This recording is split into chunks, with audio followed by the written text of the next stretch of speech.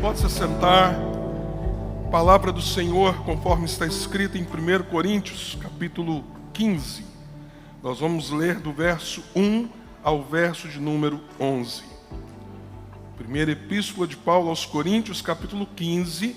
E inicialmente nós vamos ler do verso 1 ao verso de número 11.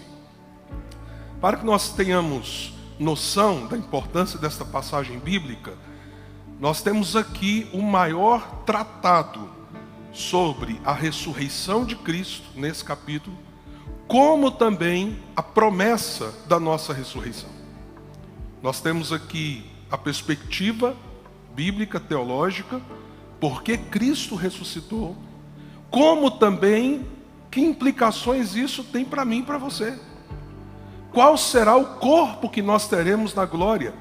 Então, eu convido você a, depois, na sua casa, você mergulhar em todo o capítulo.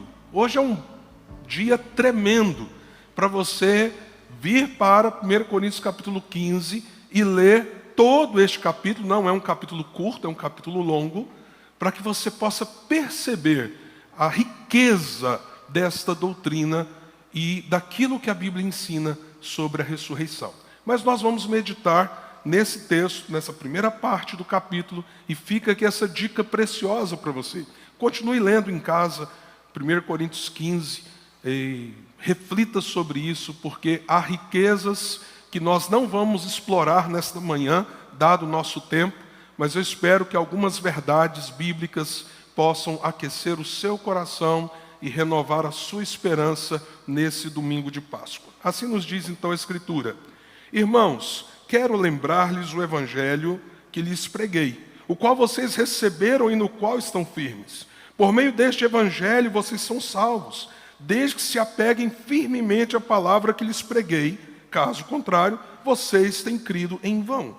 Pois o que primeiramente lhe transmiti foi o que recebi, que Cristo morreu pelos nossos pecados, segundo as Escrituras, foi sepultado e ressuscitou no terceiro dia, segundo as Escrituras, e apareceu a Pedro e depois aos 12. Depois disso apareceu a mais de 500 irmãos de uma só vez, a maioria dos quais ainda vive, embora alguns já tenham adormecido. Depois apareceu a Tiago, e então a todos os apóstolos. Depois destes apareceu também para mim, como um que nasceu fora de tempo, pois sou o menor dos apóstolos, e nem sequer mereço ser chamado apóstolo, porque persegui a igreja de Deus.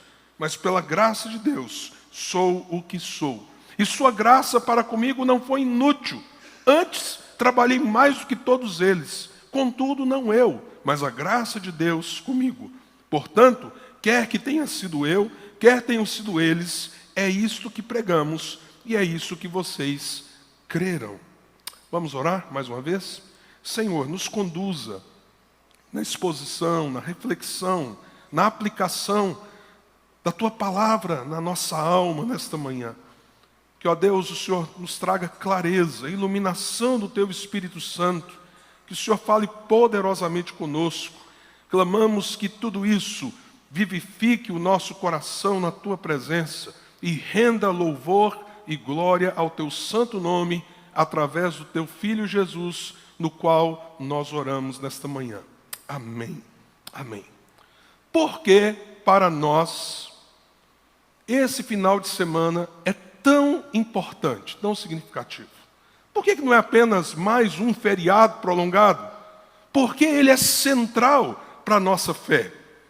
Paulo está justamente falando que, de fato, algumas coisas que aconteceram no tempo e no espaço são os eventos mais importantes de toda a história humana.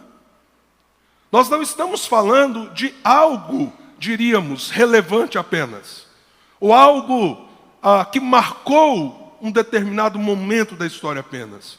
Nós estamos falando de eventos que aconteceram no tempo e no espaço, num determinado lugar, eventos reais, mas são os eventos mais importantes de toda a história humana. Não é apenas uma outra grande revolução, um outro grande acontecimento, é o acontecimento, ou os acontecimentos, acima de todos os outros acontecimentos. E aqui ele diz, esse é o Evangelho que foi entregue para vocês.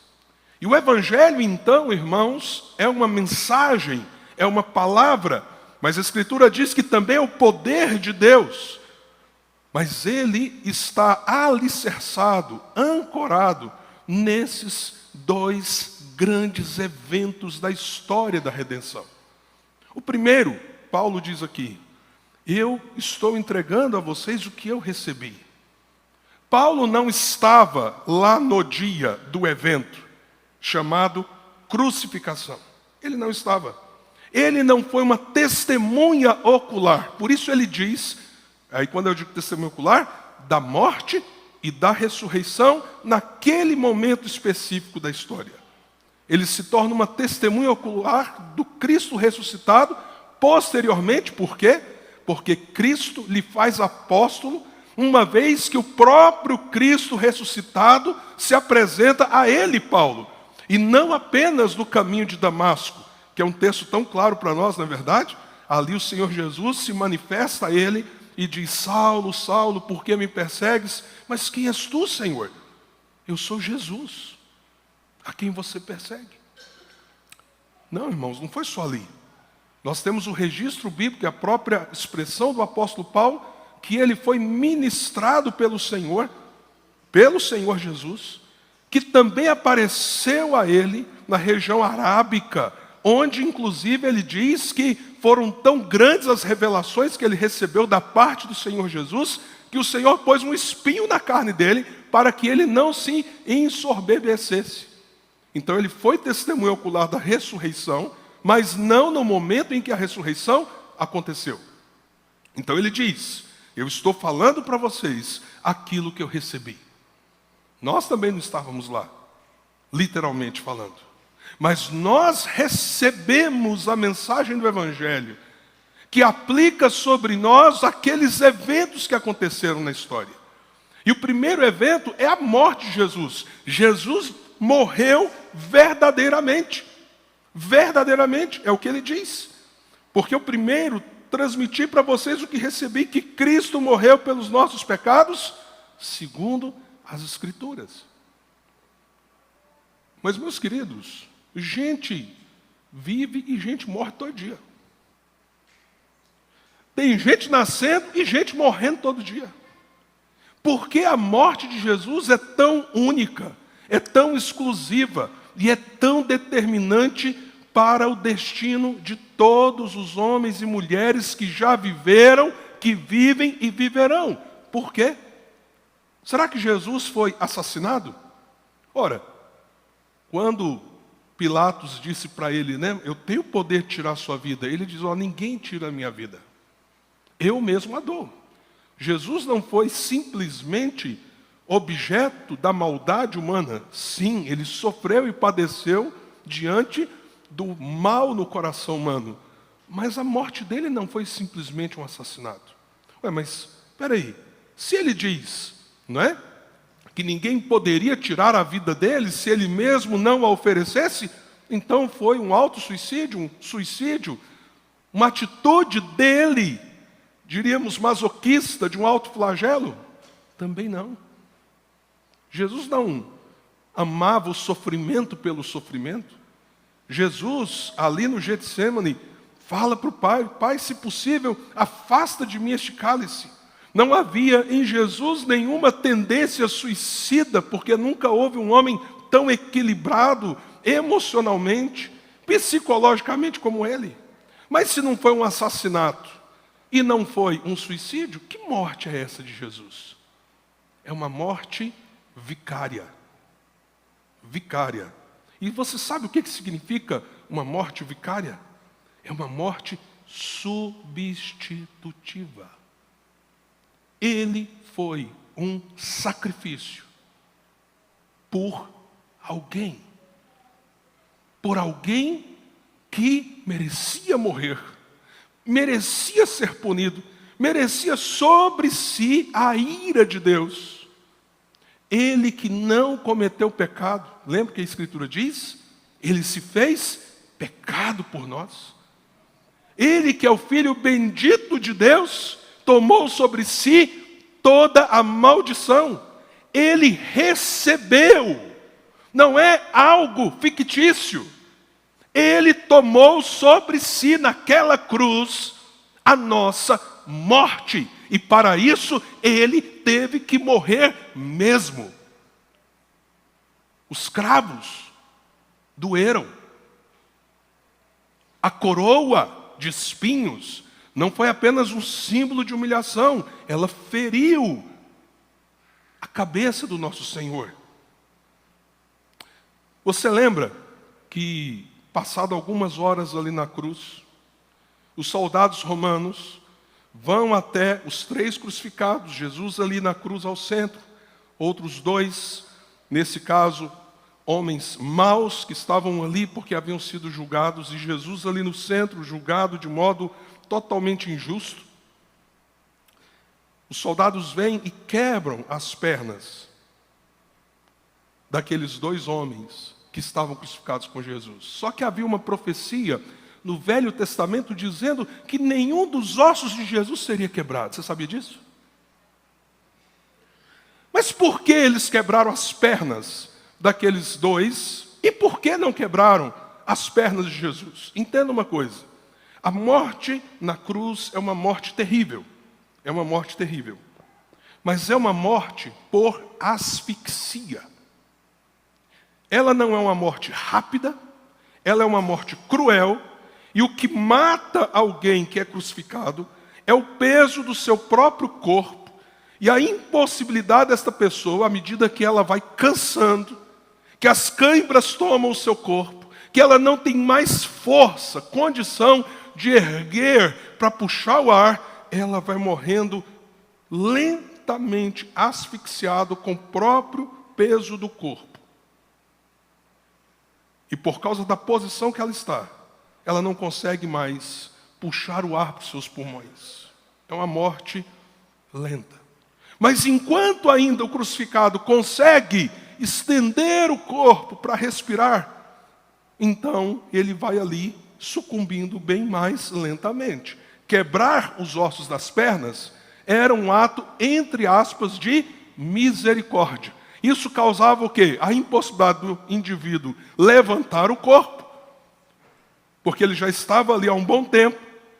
Consequentemente, a morte dele seria mais rápida, porque o processo de asfixia seria então adiantado. É por isso que eles quebravam as pernas dos crucificados. Quando eles chegam em Jesus, Jesus já havia morrido. Jesus morreu num tempo mais rápido do que a maioria das pessoas crucificadas morrem. Mas aí vem uma questão. Se alguém crucificado, por algum motivo, não viesse a morrer de fato, a responsabilidade seria dos soldados que estavam fazendo a crucificação. Então, um dos soldados pega a lança, fala assim, não tem por que quebrar as pernas, porque já morreu. Mas peraí, vamos ver se ele morreu mesmo? Pega a lança e enfia no peito de Jesus. O que ele está fazendo? Ele está se certificando que de fato Jesus havia morrido. Será que ele não estava só desmaiado? Entende o que está acontecendo ali na crucificação? E aí diz o texto que quando ele enfia a espada no peito de Jesus, na região do coração de Jesus, ali sai água separada de sangue.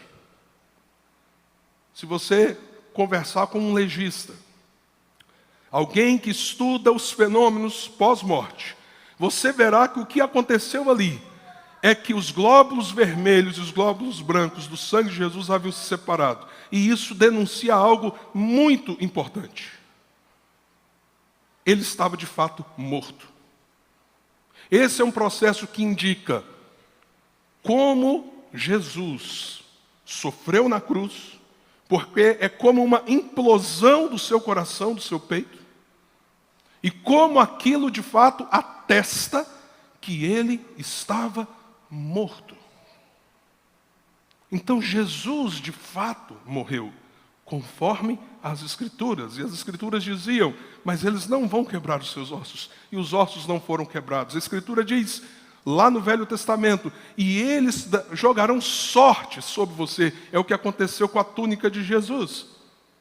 E assim nós temos várias e várias profecias do Velho Testamento que se cumprem ali na crucificação, mostrando para nós que aquela morte única na história, não obstante pessoas nascerem e morrerem todos os dias, aquela morte única da história, de fato, ela aconteceu. E ela é um sacrifício. Não é simplesmente um assassinato, não é um suicídio, mas é alguém que se entregou por outros. Por outros. Mas veja, o segundo evento, a ressurreição, qual é a importância dele para nós? A morte de Jesus, o sacrifício perfeito. Ele disse, o último brado dele na cruz, está consumado, Pai. Eu paguei, Pai. Amém.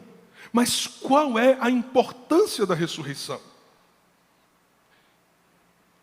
Isso é algo tão central para a nossa fé, que a grande preocupação do apóstolo Paulo nesta passagem é porque havia uma heresia se instalando na igreja de Corinto. Vários irmãos estavam negando a promessa da nossa ressurreição. E o apóstolo Paulo diz, com toda clareza, neste capítulo, que se não há ressurreição, então Cristo não ressuscitou. Isso está, inclusive, literalmente falando, um pouco depois do texto que nós lemos. Verso 12 diz assim, ora, se está sendo pregado que Cristo ressuscitou dentre os mortos, como alguns de vocês estão dizendo que não existe ressurreição dos mortos? Se não há ressurreição dos mortos, nem Cristo ressuscitou. E se Cristo não ressuscitou, é inútil a nossa pregação, como também é inútil a fé que vocês têm. Veja, há uma heresia naquela igreja. Um ensino errado. Esse negócio de ressurreição, né? Isso é uma ficção. É uma ilusão. Não existe. E aí Paulo diz, espera aí, se vocês estão negando isso, lembra que os saduceus também, a seita dos saduceus, negava a ressurreição também, então não era uma heresia nova. Mas ela agora está presente aqui numa igreja. Aí Paulo diz assim, mas se vocês estão negando a promessa da ressurreição, então Cristo não ressuscitou. E se Cristo não ressuscitou, a fé de vocês é uma ilusão. A fé de vocês é uma ilusão. E aí, voltando então para a passagem, ele diz que ele está entregando aquilo que ele recebeu. Como eu disse, ele não foi testemunha ocular do dia, do momento ali da crucificação, como também ele viu e esteve com o Senhor ressurreto, mas não no momento histórico da ressurreição em si de Jesus. E aí ele diz então no verso 4, que nós já lemos, que ele foi sepultado e ressuscitou no terceiro dia, segundo as Escrituras. E aqui ele então faz toda uma defesa da ressurreição como um evento que aconteceu no tempo e no espaço, num dia, numa determinada hora, mas conforme aquilo que a Escritura havia dito sobre Jesus. Quando nós nos reunimos nesta manhã, nós não estamos falando ou nos reunindo em torno apenas de algo que nos projeta para frente. Nós estamos aqui reunidos nesta manhã para glorificar o nome do Senhor, porque a sua palavra se cumpriu em Cristo Jesus, literalmente arrancando da morte para a vida. É isso que celebramos. Mas isso também é o centro da nossa própria fé e esperança. A morte foi uma morte verdadeira. A ressurreição foi uma ressurreição verdadeira. Porque a morte foi verdadeira e a ressurreição foi verdadeira, nós então temos uma esperança verdadeira. Uma esperança verdadeira. Alguém já definiu a fé do modo mais esdrúxulo que você pode defini-la se tratando de fé cristã. Alguém disse que a fé cristã é um salto no escuro. Meu irmão, é como mais ou menos assim, ó, tá vendo aqui? Tá tudo escuro. Mas você pega a distância, vai bem lá atrás. Eu sei que você não está vendo tem ali na frente, mas acredita, vai, acredita. E dá um pulo lá na frente, acreditando que você vai cair num lugar protegido. Vai, eu estou aqui torcendo para você. Você é doido? Você acha que isso é fé? Fé é a certeza de fatos que nós não vemos. Nós não estávamos lá. É a convicção daquilo que se espera, que a gente ainda não vê, mas que nós temos consciência. A fé cristã, meus amados irmãos, ela é uma fé genuína e ela gera uma esperança real, verdadeira, porque ela está fundamentada no Deus que agiu na história. Um grande professor em Harvard foi um dos homens que estabeleceu os marcos jurídicos que hoje constrói a legislação nos Estados Unidos. Ele tinha uma grande resistência com elementos da fé, porque ele era extremamente racional. Quem gosta muito de contar essa história é o Josh McDowell. Josh McDowell é um apologista cristão. Ele escreveu um livro fantástico, As Evidências da Ressurreição. E o Josh McDowell faz referência a esse indivíduo, esse professor tão renomado, que foi desafiado por alunos cristãos. Os alunos dele, que muitas vezes eram humilhados, um cara muito inteligente, muito capaz, muito racional, extremamente materialista, no sentido não de posses ou coisa assim, mas no sentido de crer só naquilo que tem evidência. Ele então foi desafiado por alguns alunos cristãos. O senhor podia aplicar toda a mentalidade que o senhor construiu sobre leis, e só podia fazer um julgamento sobre a morte e a ressurreição de Jesus. Só podia ir para as evidências, o que o Senhor estabeleceu como as principais regras que um tribunal deve aplicar a qualquer caso, para saber se esse caso tem razão de ser ou não, se a causa é legítima ou não, se a causa é verdadeira ou não. Por que o Senhor não faz isso em relação à morte e ressurreição de Jesus? Nós estamos dizendo para o Senhor, são fatos. Se são fatos, por que o Senhor não usa o método que o Senhor mesmo criou? E pesquisa sobre isso. Ele aceitou o desafio. E sabe o que aconteceu, irmãos? Esse professor se tornou um cristão. Porque à medida que ele aplicou os métodos legislativos que buscam estabelecer se algo é verdadeiro ou não, ele viu que a maior incoerência que poderia haver da parte dele, inclusive o método dele se voltando contra ele, era ele negar todas as evidências da morte e da ressurreição de Jesus.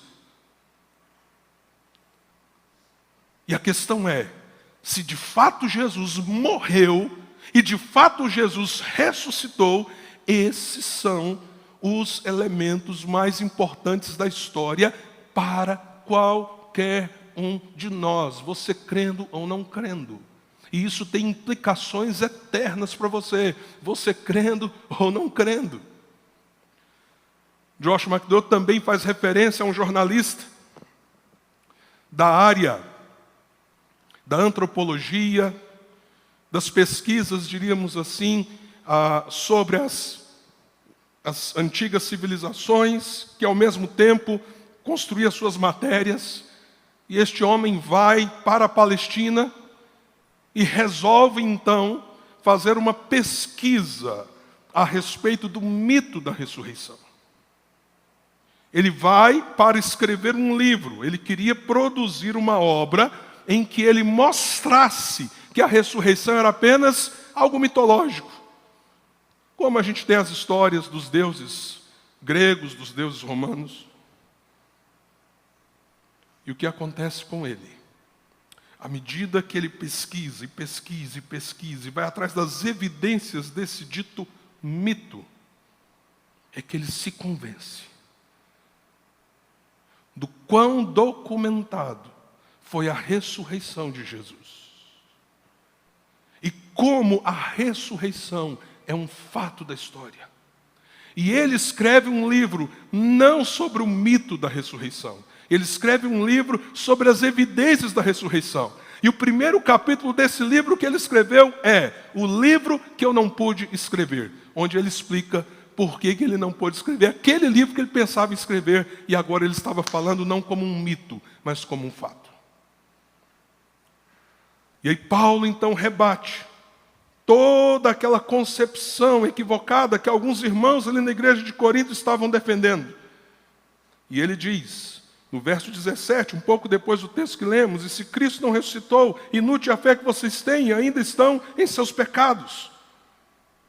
E ele diz, neste caso também os que dormiram em Cristo estão perdidos. Se é somente para esta vida que temos esperança em Cristo, somos de todos os homens os mais dignos de compaixão. E aí ele, no verso 20 diz, mas de fato, Cristo ressuscitou dentre os mortos. Por isso, não é vã a nossa esperança. Por isso, nós temos uma fé que não é um salto no escuro, mas que está alicerçado naquilo que aconteceu na história humana, porque Deus interviu diante da nossa miséria, da nossa queda, do nosso pecado, da nossa morte e do inferno que nos aguardava. E Deus, de fato, fez isso na história, e em Cristo agora há um ressignificado para aqueles que entendem o poder e as consequências desta morte e desta ressurreição. Então há esperança. Há esperança. E uma esperança que não falhará. Uma esperança que não se frustrará. Porque ela está fundamentada num Deus que fez o que prometeu e que fará e que cumprirá todos os seus desígnios e propósitos para nós. Na quinta-feira, eu amanheci muito angustiado. Muito. Um peso emocional extremo no coração. Passei uma noite muito ruim. Sonhos, acordava, vinha pesadelo, acordava. Amanheci com aquele peso na alma. Tinha marcado para almoçar com o Felipe, presbítero Felipe. E aí, antes de sair, eu falei assim, Nair, ora comigo. Eu estou assim, sentindo muito mal nessa manhã. Eu não sei dizer. E ela começou a orar. Quando ela começou a orar, eu entendi. E aí eu comecei a chorar muito. Porque aquilo era um reflexo da minha mente, da minha memória. Não tem como, desde 2018, a Semana Santa, ou a semana chamada Santa, porque para nós toda semana deveria ser santificada ao Senhor, concorda, irmãos? Mas aquilo que é chamado de Semana Santa, não tem como não trazer memórias dolorosas e difíceis. Porque em 2018 foi naqueles dias, naquela Semana Santa daquele ano, que o Timóteo veio a falecer. E sem perceber, porque a mente da gente é assim, a gente cria associações e pontos de conexão que muitas vezes a gente mesmo não entende, não é uma coisa racional. Você diz assim, deixa eu rememorar. Não, simplesmente, pum, vem. E aí, chorei, ela orou comigo, eu discerni, sei o que está acontecendo. Foi o peso daqueles dias. Mesmo alguns anos depois. Peso. As emoções sendo trazidas à tona novamente. E volto a dizer, não é uma coisa que você controla, que você deseja, que você queira, mas é algo que acontece. E aí fui então almoçar com o presbítero Felipe, cheguei lá de óculos escuro, tirei o óculos, eu disse, pastor, o olho do senhor está vermelho demais, está acontecendo alguma coisa? Eu disse, não, é porque eu chorei muito. Pensei assim, já vou logo direto, né, contar para ele o que aconteceu, e compartilhei com ele. Mas veja como a morte e ressurreição de Jesus ressignifica tudo para a gente.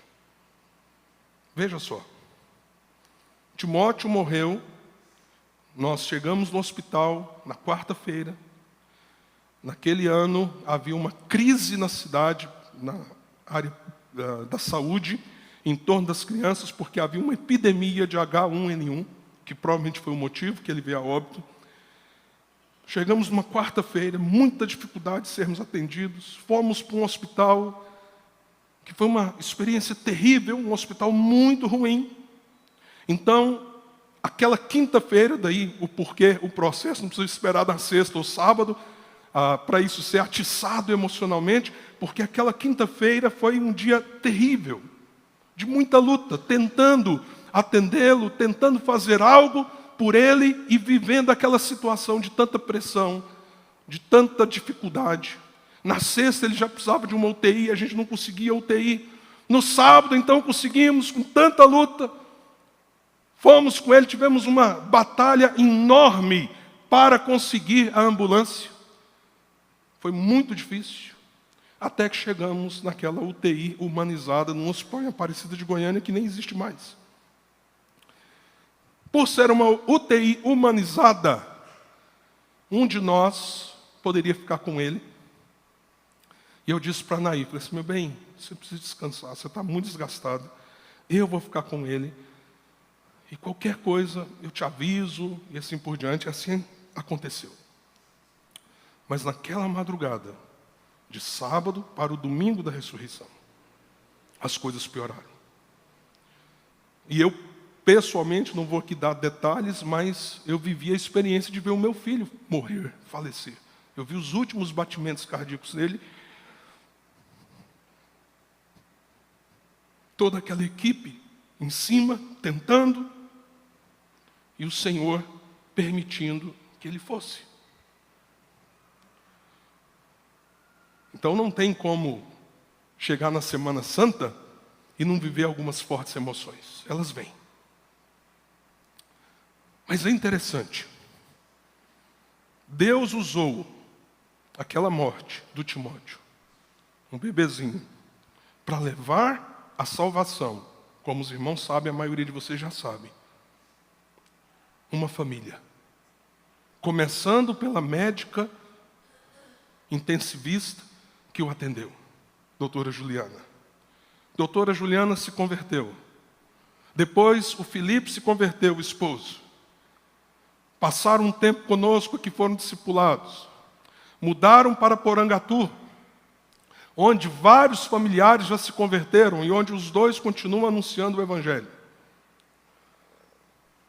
Os irmãos da Igreja Perímeter nos Estados Unidos, quando tomaram conhecimento dessa história, eles vieram com uma equipe para documentar um pouco o que Deus estava fazendo através do discipulado Life on Life. Essa equipe então resolveu falar assim, Jean, será que a doutora Juliana aceitaria gravar um vídeo sobre a história do Timóteo e como aquela situação levou essa família, levou a família deles a Cristo? Eu disse, olha, eu posso tentar. Conversei com eles e a equipe da Perímeter gravou um vídeo. Doutora Juliana contando aquela experiência daquela madrugada. Por que uma mulher que já estava há 13 anos lidando com a morte de crianças, trabalhando em UTIs, porque aquela situação foi tão diferente para ela? E ela então deu o seu testemunho. Deu o seu testemunho. Em outubro do ano passado, nós levamos um grupo de pastores nos Estados Unidos. Brasileiros. Mas estando lá, havia também um missionário sul-africano e 2 missionários da Indonésia. Esse missionário sul-africano, nós demos uma carona na volta para ele, para o aeroporto, quando nós estávamos saindo dos Estados Unidos. Fomos juntos. E eu não sei dizer o porquê surgiu a história. Acho que ele perguntou quantos filhos vocês têm. E quando me perguntam isso, eu sempre digo assim, eu tenho 5 filhos. Um não está mais com a gente, mas eu tenho 5 filhos. E respondendo essas questões, mas então vocês perderam um filho? Como foi? E nós rapidamente contamos. De repente ele fez assim, uau, são vocês? Aí eu, gente, quem?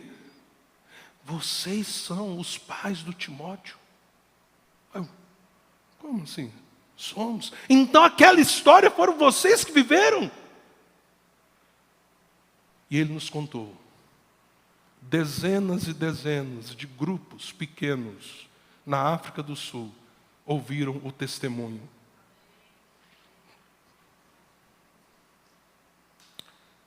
O testemunho do que aconteceu naquela noite. Há 1 semana e meia atrás, chegou um americano descendente de coreanos, chamado Bob.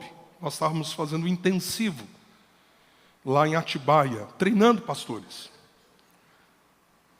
E eu tive que andar com Bob, eu e Nair, do aeroporto de Guarulhos até Campinas, para pegar o Braia, que estava em Campinas, para de lá e para Atibaia. Ou seja, teve um tempo muito longo dentro do carro. E eu perguntei para ele assim, Bob, qual que é a sua história de vida? E ele contou. Aí depois ele falou assim, agora eu quero ouvir a sua. Conta a sua história de vida. Você tem certeza que quer ouvir, rapaz?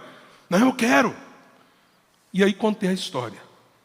Quando chegou no capítulo Timóteo, aí ele, meu Deus do céu, são vocês? Aí eu, como assim, bom? Toda a nossa igreja foi impactada pela vida do Timóteo. Porque chegou lá o testemunho do que Deus fez naquela madrugada.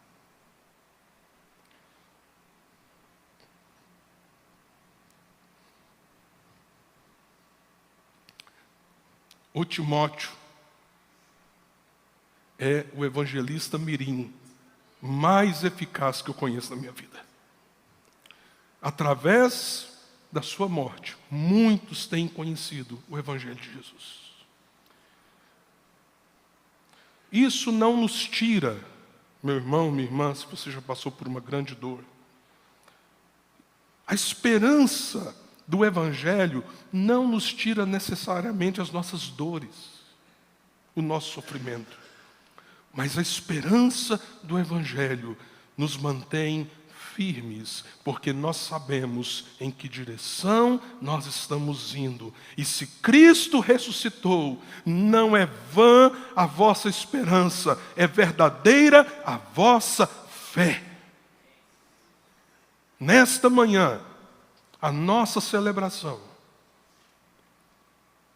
é porque há algo muito maior do que o tempo que nós estamos vivendo aqui, mas que nos envolve, que nos chama. Naquela madrugada, quando o Timóteo veio a falecer, eu pedi, falei, doutora, deixa eu entrar, só para um momento. O corpinho dele já frio, dei um beijinho na testa e falei assim, vai meu filho, vai. Mas a gente se encontra. A gente se encontra, meu filho. Vai para os braços do Senhor. Eu não sei quais as lutas, dores, talvez até coisas que tenhamos ainda que passar. Mas uma coisa eu sei. Jesus morreu verdadeiramente por nós. Jesus verdadeiramente ressuscitou. E verdadeiramente nós podemos ter esperança, mesmo nas dores, nas perdas, nos sofrimentos, nos dias mais difíceis pelos quais nós possamos passar. Esse é o Evangelho. Aquilo que eu recebi, diz o apóstolo Paulo, eu entreguei a vocês.